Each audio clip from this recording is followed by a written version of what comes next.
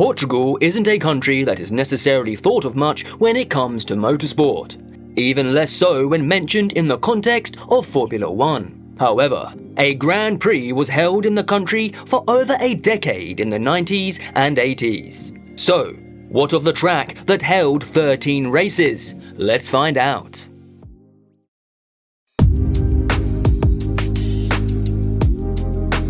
Situated 20 miles west of Lisbon, Estoril, officially known as Autódromo Fernando Pires da Silva, or Circuito de Estoril, began its life in the 1970s just outside of the town of Estoril.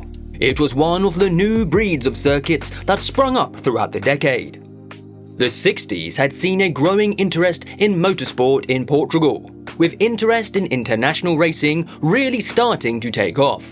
In spite of this, the country didn't have any kind of purpose-built circuit for high-level motor racing, with any major event in the country predominantly taking place on street circuits. An engineer and motorsport enthusiast, Fernando Pires de Lima, began the push for a homegrown circuit, with planning the construction of a track. The Estoril region was chosen for a variety of reasons, one being the proximity to the coast, with the local area being a tourist destination after attracting international visitors and celebrities.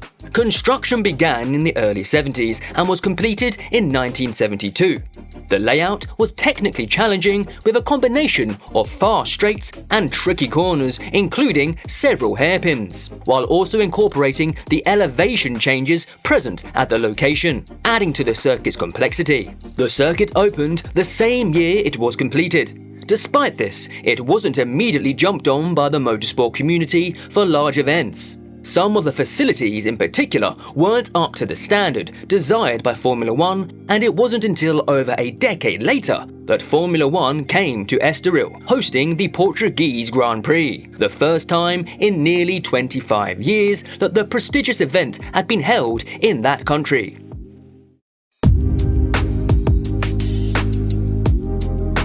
Estoril quickly established itself as a top destination for racing, hosting some memorable races throughout its time with Formula 1. The inaugural race in 1984 took place on the 21st of October and was set to be the final race of the season. Nelson Piquet took the first pole position at the circuit. He wasn't in contention for that year's title. Niki Lauda and Alain Prost had gone back and forth throughout the year, and by the final race, it was all to play for. If Lauda could finish in second position, he would secure his third Drivers' Championship, regardless of where Prost finished. Prost started the race in a comfortable second place, with Lauda lining up 11th on the grid. Lauda went on a charge from the get-go, getting up into third place after passing Senna in the Tolman.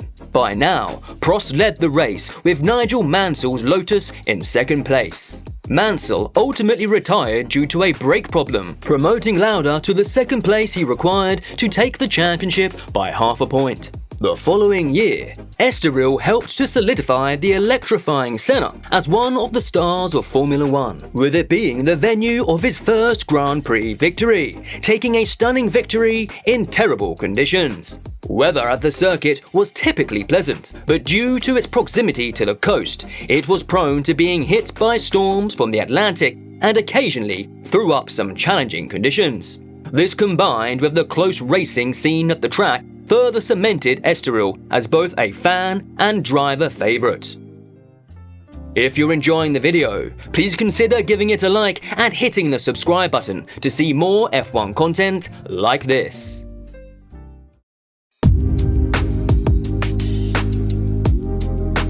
By the early 90s, there were increasingly more calls for the circuit to be upgraded to a more modern standard, both in terms of layout and safety.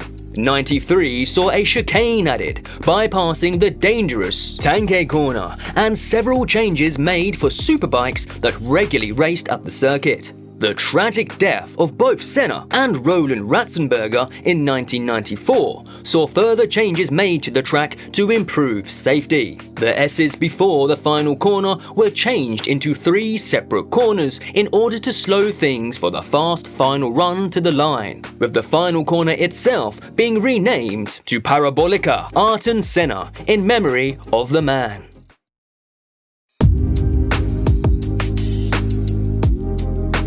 Over the years, Formula One's demand for better facilities continued, with the circuit largely ignoring all of them. After the 1996 Portuguese Grand Prix, the FIA called the circuit's bluff and cancelled the race for the following year.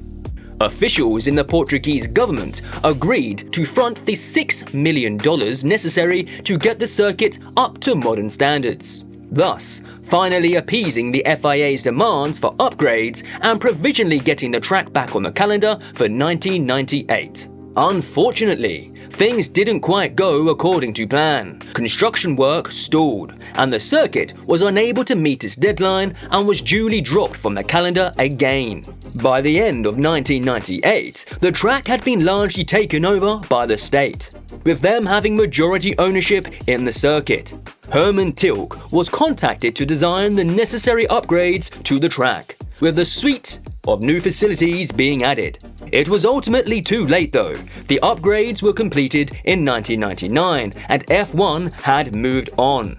With Formula One largely out of the picture, Estoril welcomed MotoGP with open arms, with the track hosting rounds of the series from 2000 onwards. A variety of other motorsports disciplines are regularly hosted by the track, with the International GT Open, European Le Mans Series and World SBK all featuring prominently in the time since Formula One left.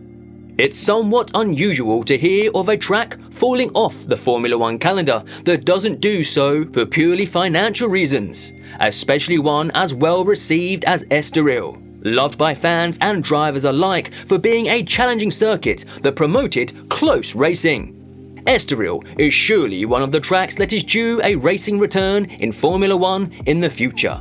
During the COVID-19 pandemic, F1 returned to Portugal for several rounds. However, these took place at Portimao and proved itself to be an excellent venue for racing at the pinnacle of motorsport. What do you think of Estoril, and did any races stand out for you? Should it find its way back on the calendar, or would you have Portimao take its place as the host of the Portuguese Grand Prix? Let us know in the comments.